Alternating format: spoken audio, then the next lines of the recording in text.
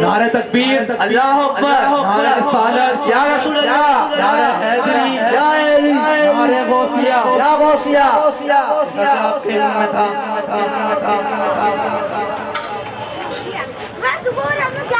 حضرت علامہ و مولانا جمیل احمد امین حسینی رضوی دامت برکاتہم العالیہ تشریف لا چکے ہیں۔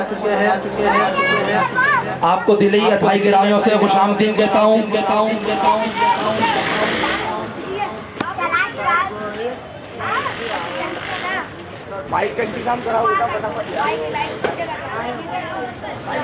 تکبیر، نعرہ رسالت، نعرہ حیدری، نعرہ غوثیہ، نعرہ تحقیر، علماء اہل سنت،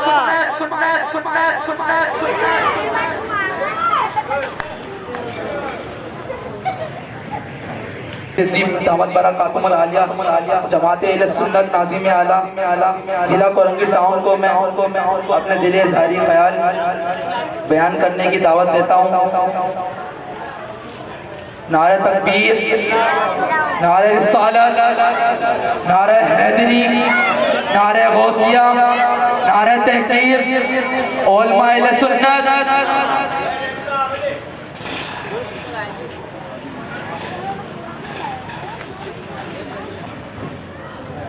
الحمدللہ رب العالمین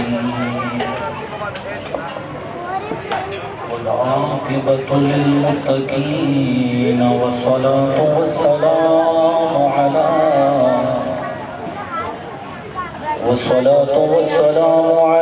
اشرف الانبیاء والمرسلین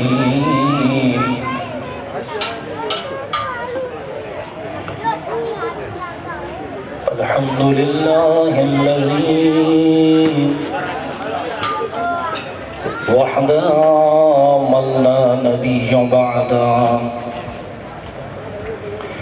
أما بعد فأعوذ بالله من الشيطان الرجيم بسم الله الرحمن الرحيم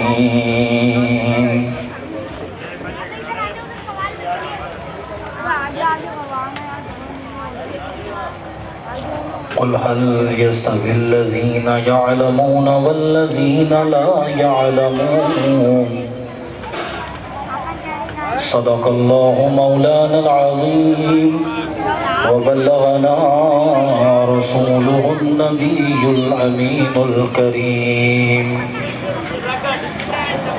قال النبي صلى الله عليه وسلم قال من عرف نفسه فقد عرف ربه قال الله تعالى في القرآن المجيد تعظيما وتكريما إن الله وملائكته يصلون على النبي يا أيها الذين آمنوا صلوا عليه وسلموا تسلیما۔ محبتوں کے ساتھ درود و سلام پیش فرما لیجئے۔ اللہم صلی علی سیدنا و مولانا محمد معدن الجود والکرم وآلہ وبارک وسلم صلاة والسلام علیک یا سیدی یا رسول اللہ۔ حمد و صلاة کے بعد انتہائی واجب الاحترام پیر طریقت رہبر شریعت مخدوم و محترم جناب صوفی عرفان صاحب چشتی ابوالعلائی دامت برکاتہم العالیہ، آپ کے تمام خلفاء کرام و معزز مریدین سالکین محبین متعلقین و جمیع احباب اہل سنت، الحمدللہ آج غالباً 5واں سالانہ عرس مقدسہ حضور قبلہ پیر طریقت رہبر شریعت حضرت شاہ محمد دین صاحب چشتی ابوالولائی کا منعقد پذیر ہے، سب سے پہلے زیب سجادہ آستانہ کو میں مبارکباد پیش کرتا ہوں، اور آپ کے تمام موردین کو بھی کہ آپ نے ان بزرگوں کے اعراض کا انعقاد کیا۔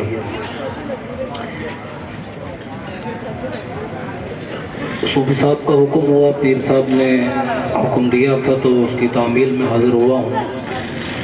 قبل اس کے کہ کچھ بھی لب گشائی کی جائے، دعا ہے اللہ تبارک و تعالی مجھ حقیر کو حق کہنے کی توفیق عطا فرمائے، اور تمامی احباب کو حق سن کر اس پر عمل کرنے کی توفیق عظیم عطا فرمائے۔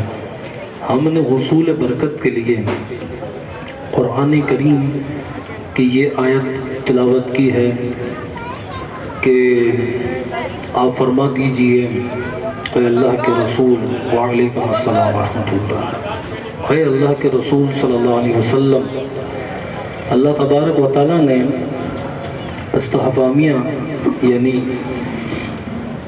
اپنی بات کے لیے اللہ نے اس آیت کریمہ کو سوالیہ بنایا۔ انگریزی میں اس کو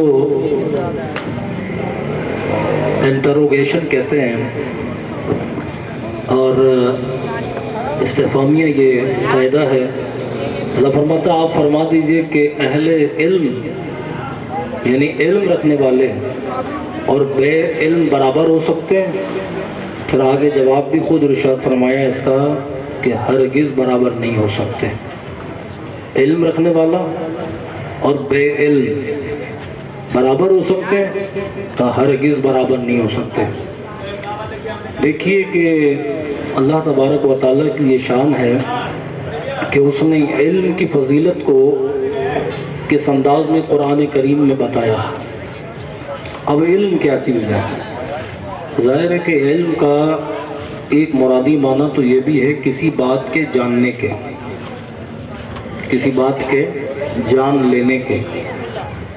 تو اب اگر اہل توحید سے پوچھیں کہ کیا تم اپنے رب کو جانتے ہو، تو میری نظر میں سب سے بڑا علم والا اشرف المخلوقات میں ہے ہی وہ کہ جو سب سے بڑے عالم کو جانتا ہے، یعنی سب سے بڑے عالم الغیب کو جانتا ہے۔ اس نے اس کی معرفت کو جانا تو ہر ایک مسلمان عالم ہوا۔ اب بات سمجھ رہے میری؟ علم کا ماننا جاننا، تو پھر ہر ایک آدمی جو توحیدی ہے، جو اللہ تبارک و تعالی سبحانہ کو جانتا ہے، کیسے جانتا ہے؟ وہ ایسے جانتا ہے کہ ایک خالق کائنات، ایک اللہ وحدہ لا شریک لہ، مالک یوم الدین، مالک یوم نشور، یوم محشر کا مالک۔ تو اس معنی پر کر کے اگر لیا جائے بات کو، تو ہر ایک مسلمان جو اللہ تبارک و تعالیٰ کو مانتا ہے، جانتا ہے، تو وہ علم رکھنے والا ہوا۔ اب آئیے اس کا دوسرا معنی کہ کیا ہر آدمی اللہ کو جان لے گا یا جانتا ہے؟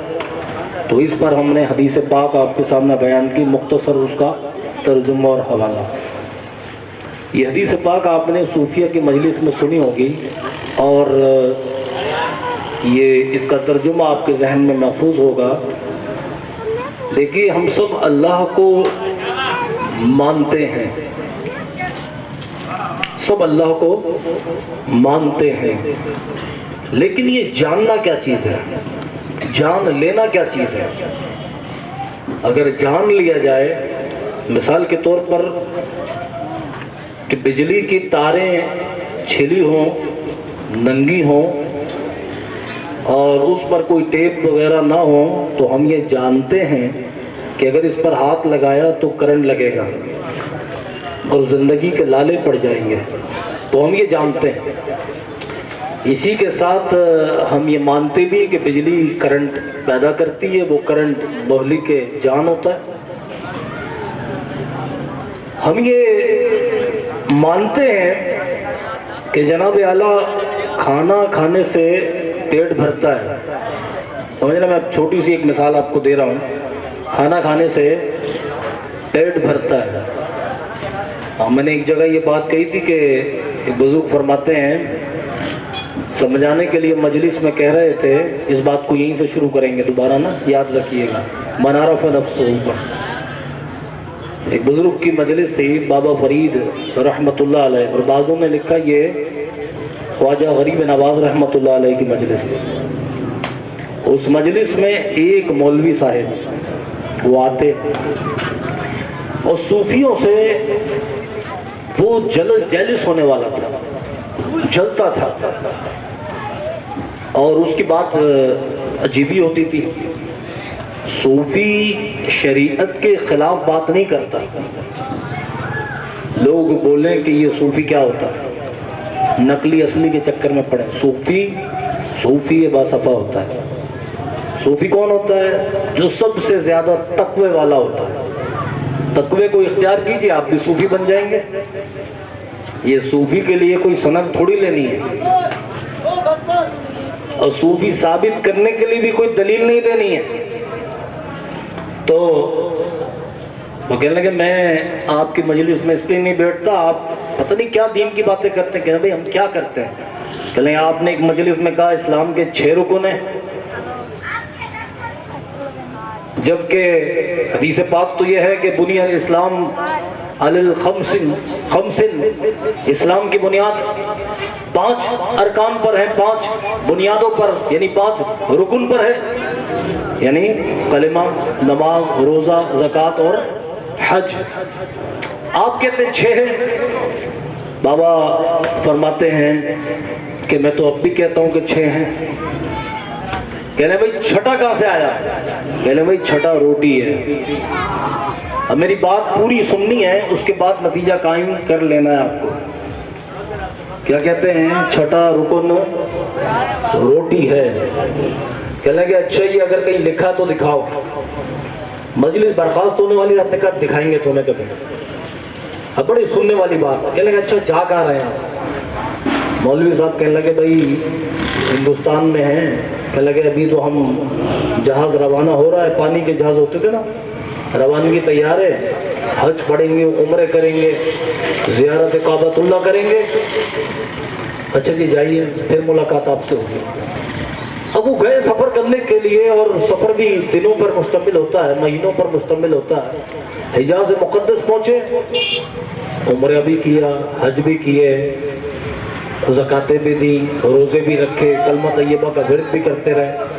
واپسی میں جب ہندوستان کی طرف جہاز بڑھا تو قدرت خدا کی یہ ہوئی کہ وہ جہاز پر طوفان آ گیا, سمندر میں طغیانی آ گیا, اور اللہ تبارک و تعالیٰ کے حکم کے ساتھ وہ سارا کا سارا جہاز پانی میں ڈوب گیا. ڈوبا تو اللہ تبارک و تعالیٰ کی مہربانی سے اس پورے جہاز میں بچنے والے وہ مولانا صاحب, مولوی صاحب. اب مولوی صاحب تختے پر نکلے, کسی طرح بچ گئے, کنارے پر آئے. وہ جگہ سمجھ میں نہیں آئی, سنسان علاقہ, جنگلات چاروں طرف پھیلے ہوئے ہیں. اب جو کچھ کھایا پیا آدمی کا ہوتا ہے, کتنی دیر تک آدمی صبر کرتا ہے؟ شوگر کا مریض ہو تو 2 گھنٹے میں اسے بھوک لگتی ہے, نارمل آدمی ہو تو پورا 1 دن بھوک میں گزار لیں, اور مولوی ہو تو آپ اندازہ لگا لیں اس کو کتنی دیر میں بھوک لگتی ہوگی. اب بھوک ستانے لگی, پیاس سے گلا متاثر ہونے لگا. کہ لگے اس جنگل کے اندر روٹی کہاں سے ملے گی, پانی کہاں سے ملے گا؟ اس پریشانی کے عالم میں دیکھا کہ ایک دسترخوان پر ایک بندہ آواز لگا, روٹی لے لو پانی لے لو, روٹی لے لو پانی لے لو. یہ آواز سننے کے بعد اندھا کیا چاہے 2 آنکھیں, اس نے جیسے ہی اپنے مطلوبہ شے کی آواز کو سنا لپک کر دوڑا. کہنے لگے بھائی بہت بھوکا پیاسا ہوں, روٹی اور پانی دے دے. تو مولوی صاحب اپنی فضیلت بتانے لگے, میں حاجی, میں نمازی, میں عالم, میں فاضل, میں علوم اسلامیہ کا جاننے والا. کہنے بابا تیری ڈگریوں سے مجھے کچھ نہیں لینا, میں روٹی پانی بیچتا ہوں, پیسے لیتا ہوں. کہیں گے پیسے کہاں سے لاؤں؟ کہیں گے اچھا کچھ تو ہوگا دینے کے لیے. کہنا کچھ بھی نہیں ہے, لٹ